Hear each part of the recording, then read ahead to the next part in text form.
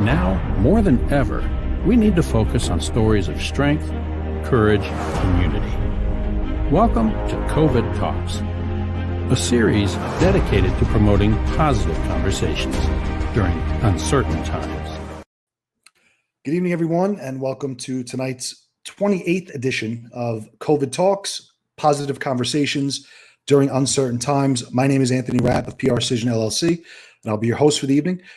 First and foremost, thank you for tuning in. If you're watching us live, we appreciate it. You could do us a huge favor. Go to the bottom of this post, click that little share button, share it to your personal pages. If you're listening to us live right now via podcast, we appreciate it. Thank you for downloading it. Tonight, we have a great guest with us, gentleman Corrado Cina, General Manager of Auto Pro Collision. They have 4 locations, and he's going to be talking to us tonight about how his business specifically has adapted to the current situation, being on pause. His business was fortunate enough to be deemed essential. So at the very beginning, they were allowed to continue working and servicing clients, but just because they were allowed to do so doesn't mean that everything was the same. Business changed drastically, just as it has for many guests that we've had on the show, as well as every business throughout the entire country. So Corrado will be with us to talk about new ways in which they're interacting with clients to keep them safe, but also service their vehicles, because regardless of what's going on the outside, if you need your vehicle serviced, it has to get done.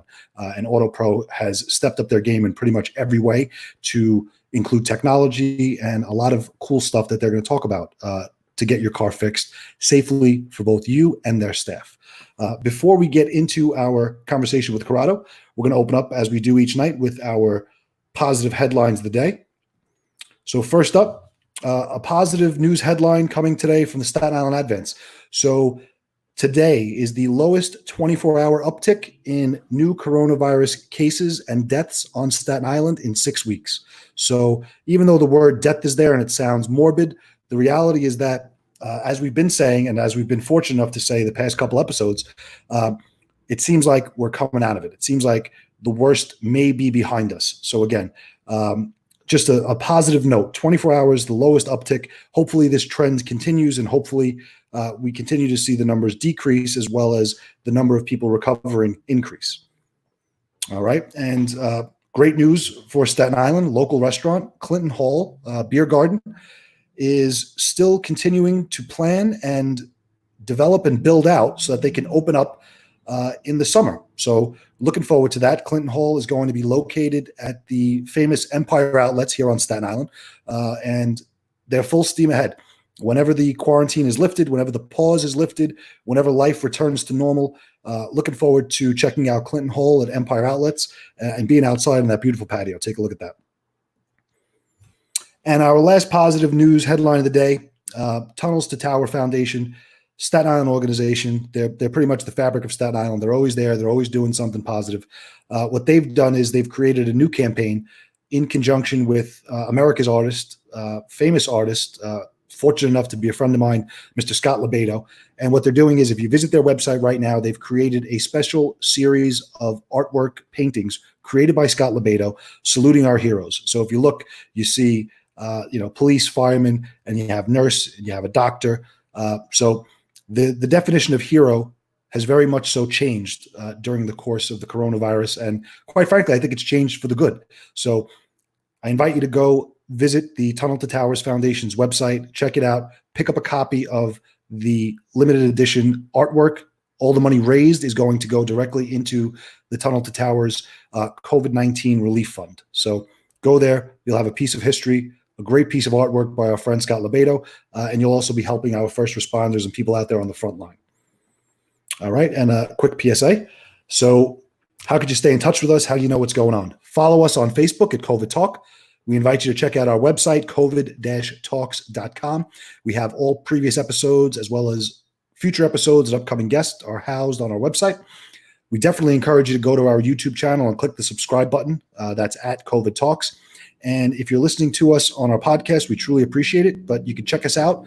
If you aren't, check us out on iTunes and Spotify, and you can download us on a podcast. And tomorrow night, we invite you to join in. Tune in live at 7 p.m. We're going to have Michael Farace, manager of Giovanni's Trattoria located in Eltingville. He's going to be on talking about something new that the restaurant did over Mother's Day weekend. They hosted Staten Island's first virtual wine tasting. So he's going to be here with us tomorrow night talking about how the wine tasting went and what types of events Giovanni's plans on doing virtually in the future. All right, so we're back. Before we bring up our next guest again, so every business, we know this, I'm repeating myself, but every business has had to adapt and has had to change. Some businesses, as we know, were deemed essential, meaning they did not have to close during the quarantine, during the pause. Some were not, and they did have to close. So the auto repair industry, the automotive industry, fell under essential workers. So our guest, Corrado, who we're going to bring up, his 4 shops have all been open. They have 1 location in Staten Island and 3 in New Jersey. They've all been open. But again, just because the business was open doesn't mean that, there were tons of people coming to get their car serviced. So, we want to really ask him, what did it look like the first couple of weeks, and what did they do to adapt? They've done some really interesting stuff, and we're looking forward to hearing about what they've done. But before we bring him on, he is just 25 years old. So I want to stress that. So we're going to bring up a young man who is a 25-year-old gentleman who is the general manager of 4 Auto Pro locations. They have Piscataway, Edison, Freehold, and 1 in Staten Island. So at the young age of 25, he is the general manager of all of them. And in addition to that, he is also the vice president of a local nonprofit here on Staten Island that he and his family created. He's the vice president of the Manfredi movement. So we're going to ask him about that as well. But right now, we are happy to have him here live with us. We're going to bring him up. And let's see. You there? Yes, I am. What's up, Anthony? Excellent. So that means the technology worked. Step 1, we're okay. Yeah, it's good. Excellent. All right. So before we get into the conversation about how your business has adapted, first and foremost, thank you for being here. I appreciate you being here and taking the time. But give our listeners and viewers a sense of yourself. Give us a little bit about your background, where you grew up. And at 25 years old, we want to hear it. We're curious. Tell me. All right. Thank you for having me. Born in Brooklyn, raised in Staten Island. When I was in middle school, my family moved to Jersey. And after I went to college, I actually moved back to Staten Island. So really my whole family's from Staten Island. So we definitely have some roots there. And that's great. We love Staten Island guys. We love them. Yeah, it's important to me. I know my grandfather was big in the community, so we kind of made our family, my immediate family, my parents, all have keep those roots in the community. It's important. But for me, I graduated college a couple of years ago. I went to UAlbany, and I've just been in the family business ever since.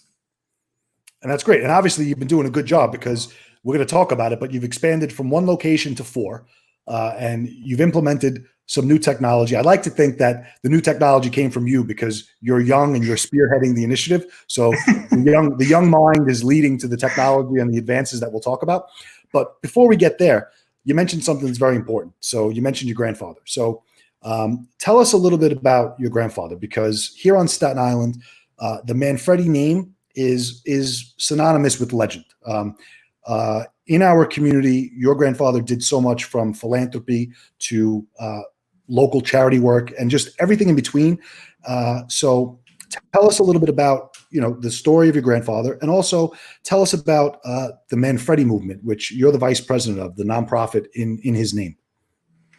Well, I appreciate that, Anthony. So he came over from Italy. Not really much to his name. He picked up the trade of being a mechanic. After working really hard for a long time, he ended up buying the shop from the owner, and really took it to the next level. It's just hard work, dedication. It's really he's the definition of the American dream. So I was really blessed to have him in my life as a role model, to show me that anything is possible if you work hard enough for it. So I'm truly blessed. And with that, he definitely took care of everyone around him. He used his resources as much as he could to definitely help the community, help his friends, family. And he set a great example. Once I graduated college, my cousin Joe Cordera, he had come to me and said, Grandpa was great. He did a lot for the community. Why don't we do something to do the same? And Joe said, why don't we start a charity or a foundation? I said, let's do it. So Joe founded the Manfredi movement. So we've been operating for a few years now. We've had multiple events and fundraisers donating to a bunch of different charities and organizations. And it's honestly the best thing we ever did. I mean, every event that we do, it just makes you feel so good about yourself. I mean, really helping others, there's nothing better than that.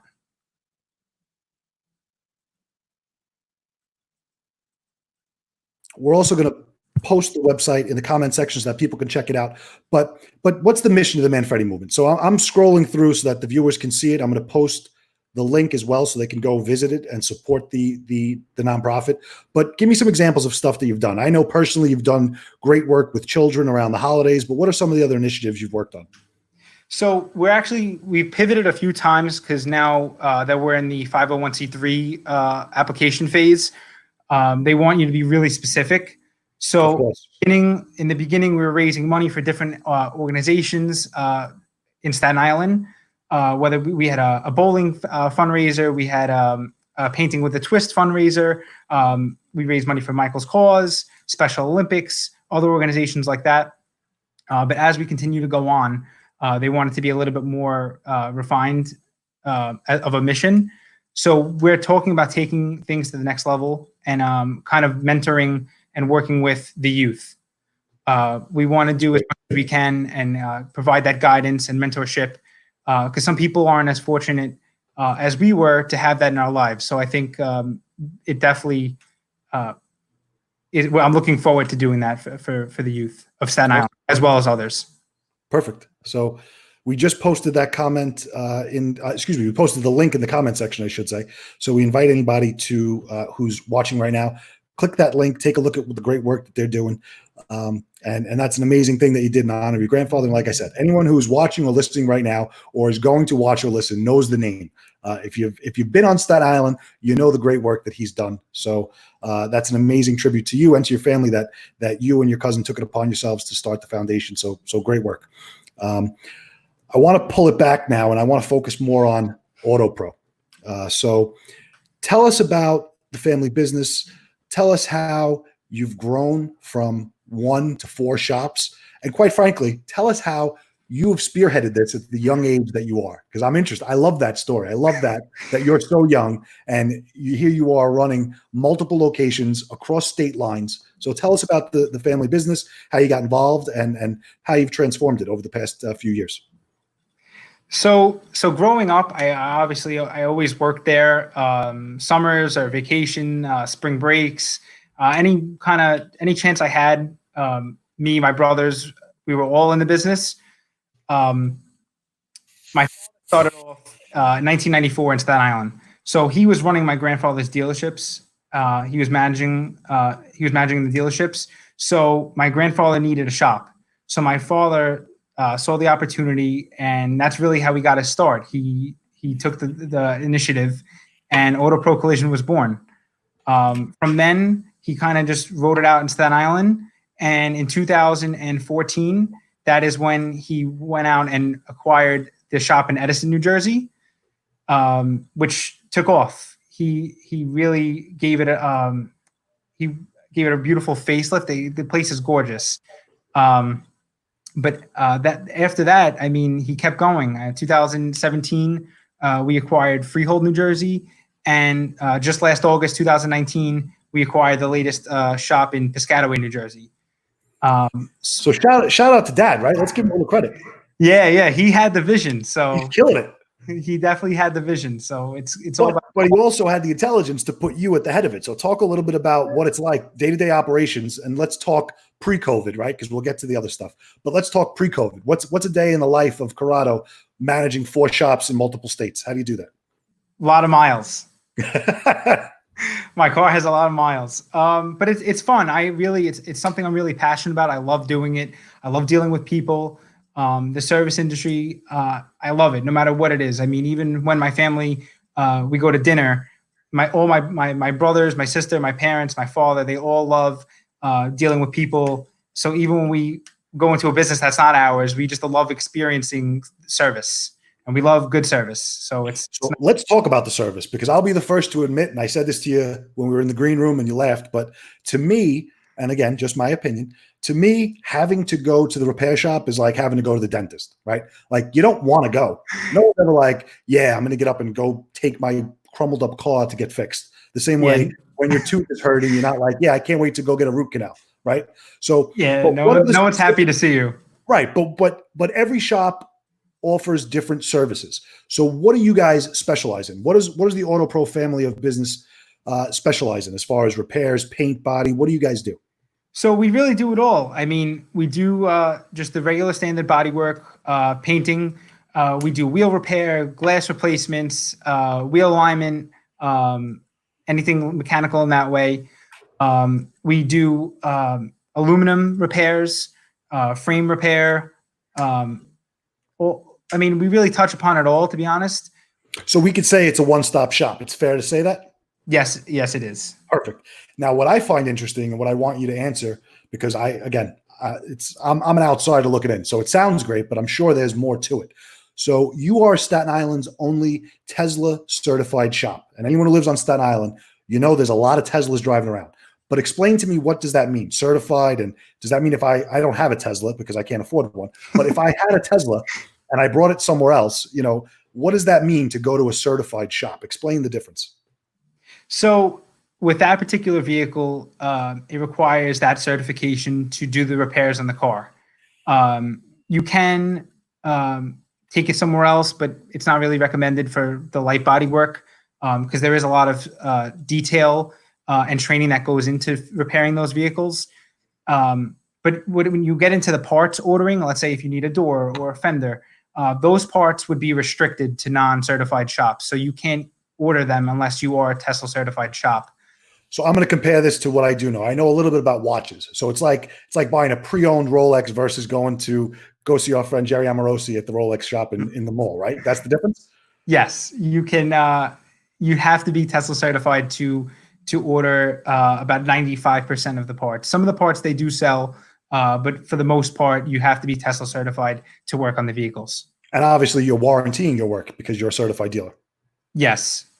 It just, you know what it is? It takes a lot of all the technicians, the estimators, the managers, they all have to do rigorous training. And then right. on top of the training, you need the equipment. It's a special vehicle you're dealing with. So you need the equipment to make sure that the car is being worked on the appropriate way.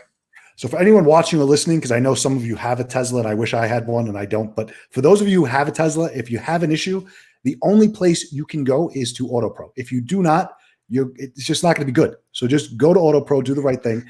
Tesla certified repair shop.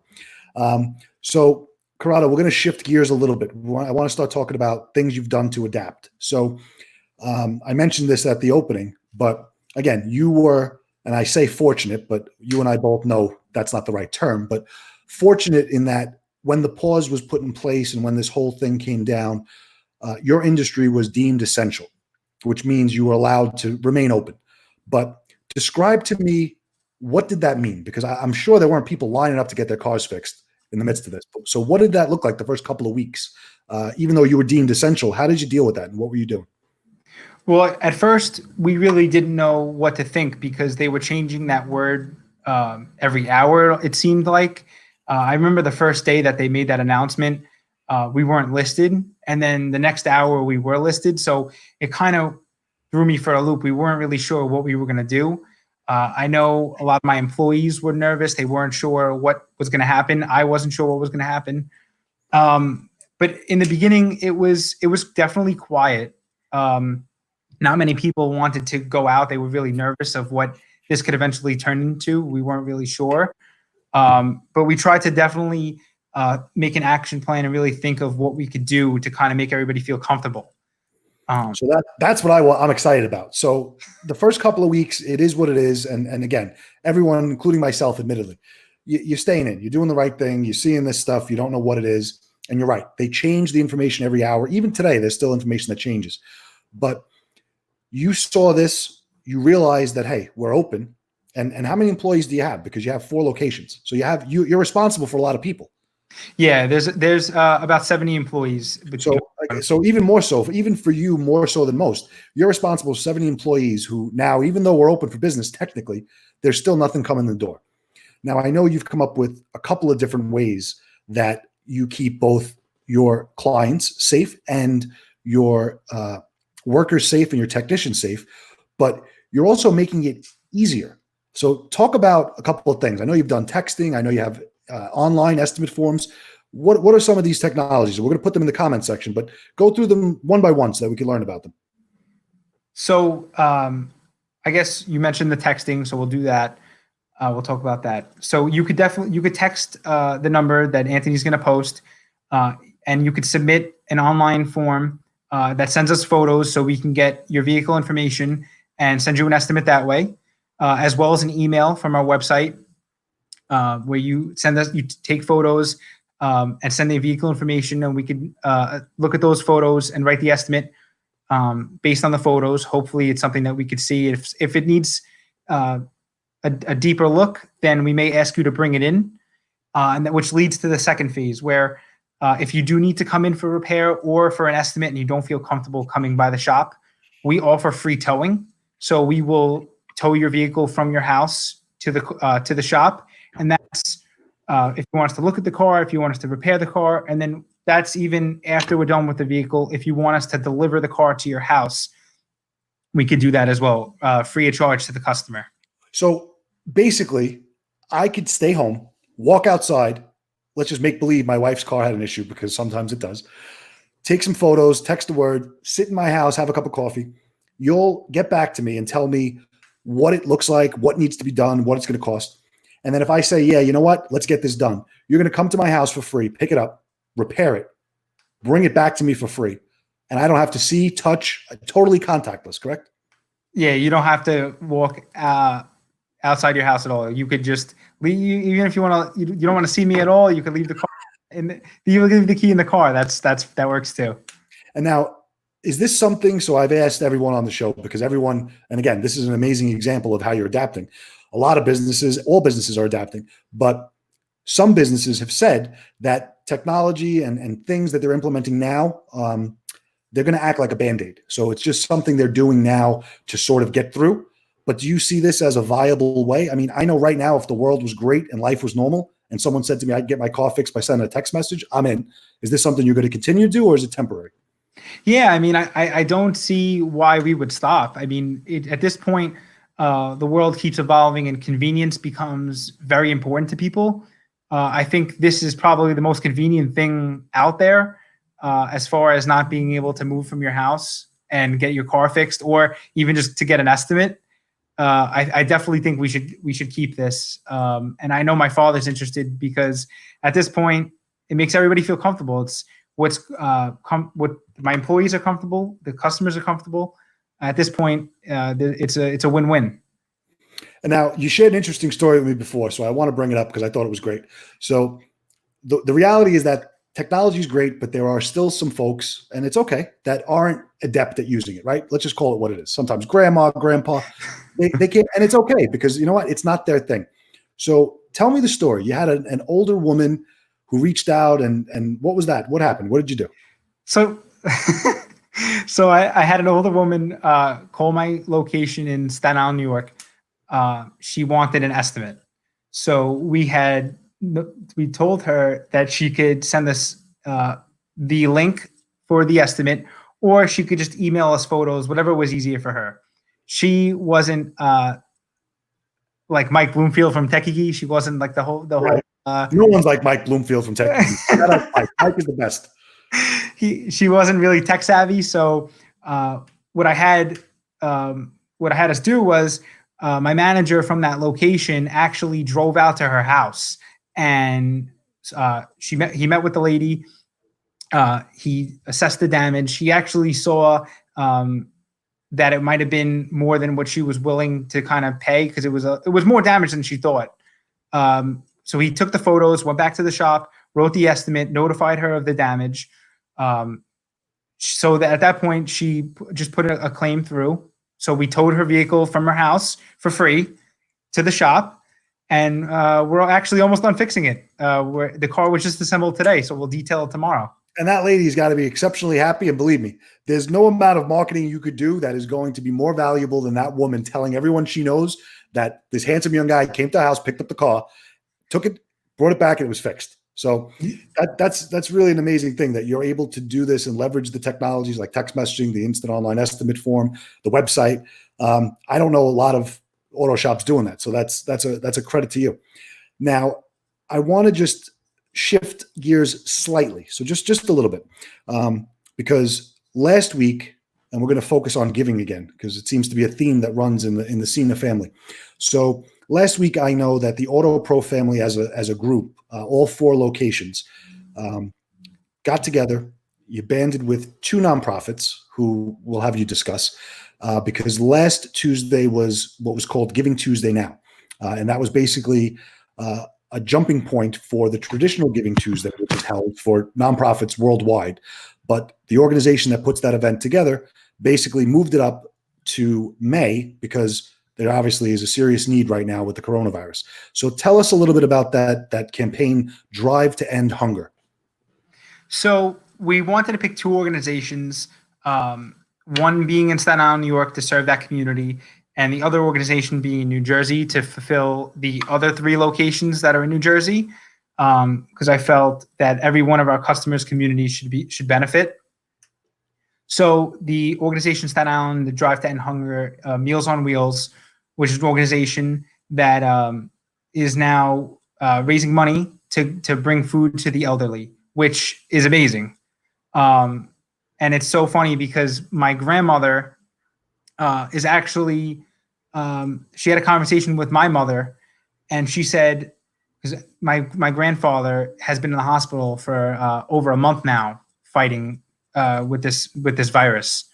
So my grandmother was on the phone with my mother and said, I feel so blessed. My whole family, because my aunts, my cousins, and my family immediately have been doing whatever we can for my grandmother, whether it be helping her with bills or helping her bring supplies to the house.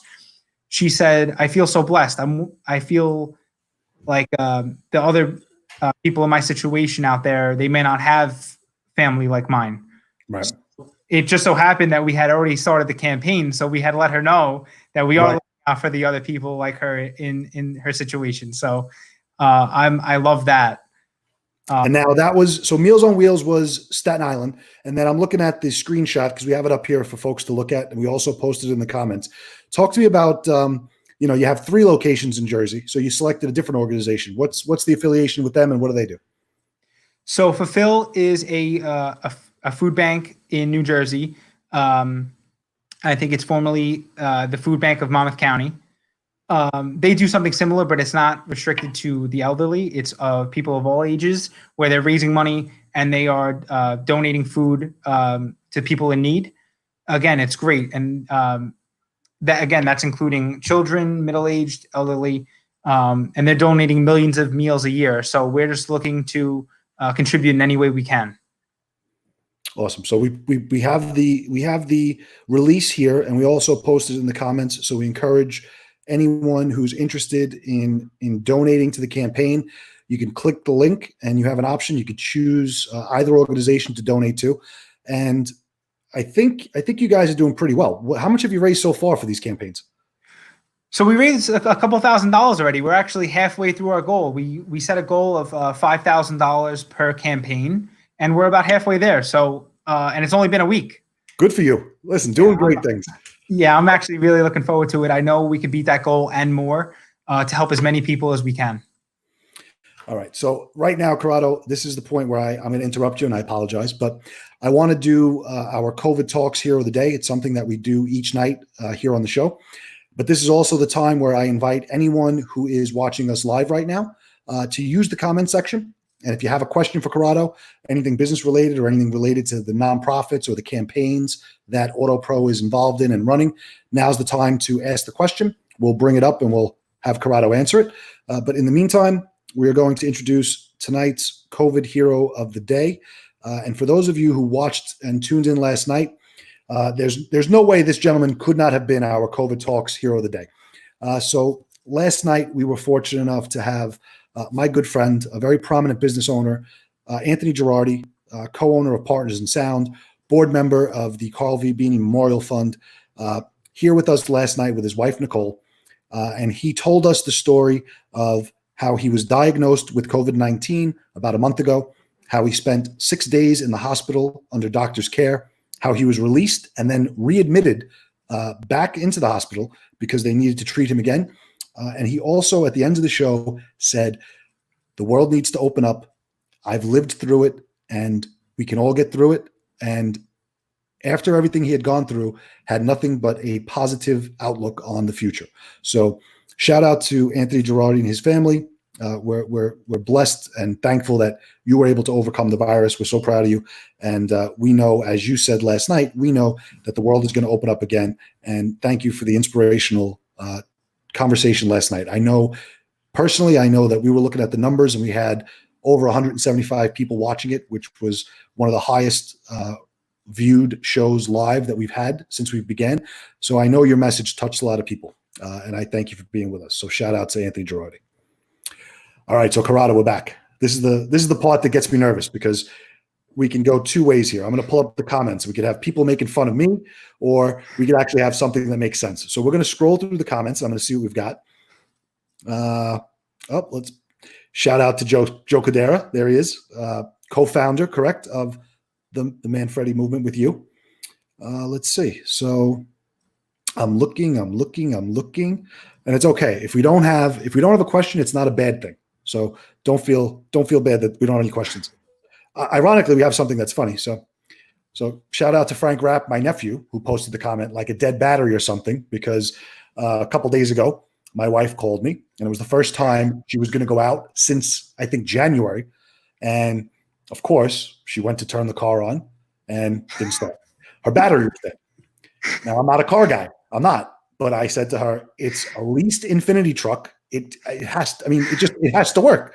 It didn't work. Thankfully, her father came over and jumped it. But yeah, thanks for that, Frank Rapp. I appreciate you bringing out my ignorance about vehicles. Frank, we can't help you with that. We can help you. I wasn't going to call Corrado to say I'm embarrassed and my wife's car doesn't work. Give me a jump. I wouldn't do that. And there we go. Antoinette, Auto Pro is number one. Antoinette Manfredi, thank you for tuning in, and thank you for all that you do. Love you, Nanette. I didn't know if it was grandma or nana. I didn't know which one to shoot. No, she's my aunt. Your aunt? Oh, your aunt. Yeah. I didn't know that. All right. So let's see. All right. So you know what? We can actually rest safely knowing that no one is actually making fun of me tonight, which makes me feel good. So I'm going to take that as a compliment. So with that, what we'll do, Corrado, is I want to ask you sort of a closing question. And again, it might be a very difficult question to answer, but in your own words and in your own way, there is no wrong answer, even though it may sound difficult. So what do you think this looks like? What does the world look like? What does your industry look like? What does business look like? Today is the 12th. So based on the last couple of days, the governor's saying, the mayor's saying, the pause that was put into effect and to end on the 15th is going to end on the 15th. So from the 15th beyond, what do you think, in your opinion, what do you think the world looks like, both from a community standpoint and from a business standpoint? What does the reopening look like? How do you think people are going to react? How do you think people are going to think of getting their car repaired? In every respect, what do you think? In my opinion, I think that in all businesses, people are just going to be a little bit more cautious, and they're definitely going to think twice about the things that they do. I think that if businesses can accommodate them to make them feel a little bit more comfortable, even after this is all over, I think they will. Like our business, I think we're going to keep those services that we're now offering. I think we are going to keep them, because even though the deadline is met and it's over, and businesses are opening up, I do feel that people may be hesitant to go out in public, especially if it's not 100% necessary, which it's up to them as far as what they deem necessary. But I think people are going to continue to adapt and try to businesses. I'm talking about, they're going to adapt to kind of continue to make make things a little bit easier for consumers. I think the hygiene and how people are interacting is going to change. I think masks, if they continue to wear masks and will continue to wash their hands, I don't think we'll have any issues after after everything is opened up. But I think it's really, I don't think it's going to be a problem. I think we definitely need to open up. But I know people have been in their house for a month and a half, and it's rough. Yeah, they're not liking it. Right. But I think as long as everyone is safe, and they look out for one another and take everyone into consideration when they make some choices, I think it would be a good thing. I think our business, I think we're just gonna leave it up to them as far as people's comfort. Words of wisdom from 25-year-old Corrado Cina. Love it. Thank you so much, my friend. Thank you for being with us. Thank you for sharing some wisdom. Thank you for telling people about the new and unique ways that they can get their vehicle fixed. Because like I said at the beginning, it doesn't really matter what's going on outside, because right now in 3 days, people are going to get in their cars and they're going to drive. And if they didn't get it fixed, or they were afraid to get it fixed, or if they didn't know about the new ways that you can get it done for them safely and contact-free, then it doesn't matter. They can keep the world closed, because if the car's broken, they're not going to get there, right? So that's the truth. I appreciate you being here. I'm going to put you down in the green room. I'll be back in about 2 seconds. So thank you once again. We appreciated you being with us, Corrado. Thank you for having me. All right. So it's great. It's great to see a young guy who is a leader of a company of 70 people, he said. It's great on so many levels. So he's a young man who is committed to the community. As you can see, as we posted in the comments, he's involved in multiple nonprofit organizations. They're doing campaigns with Meals on Wheels, a nonprofit in Jersey called Fulfill. And in the midst of what is a crisis, this company, Auto Pro Collision, has taken a step towards positive, and they've put themselves aside. They've changed the way they do business to keep themselves and their customers safe, but they've also realized that unfortunately there are people out there that are hungry and people who need certain services, and they've stepped up and they've created campaigns to do so. So shout out to Corrado. We thank you for being with us, and we appreciate your time. And before we close the night, once again, we just want to remind you, tune in tomorrow night at 7:00. We'll have our guest with us, Michael Ferracci, manager of Giovanni's Trattoria restaurant in Eltingville. He's going to be talking about a recent virtual wine tasting, the first of its kind event that was hosted by his restaurant over the weekend, over Mother's Day. We're going to be talking about that, how it went, and what future virtual events they have in store for us. And finally, again, if you would like to be a guest, you have a topic or an idea you want us to talk about, or if you're interested in doing something exactly like this, if you're interested or a client is interested in putting together a live web stream webcast, shoot us an email, info@precision.com. We'll get it up. We'll get it running for you. And it would be our pleasure to work with you. All right. So with that said, thank you for tuning in. This was COVID Talks, positive conversations during uncertain times. Enjoy your night.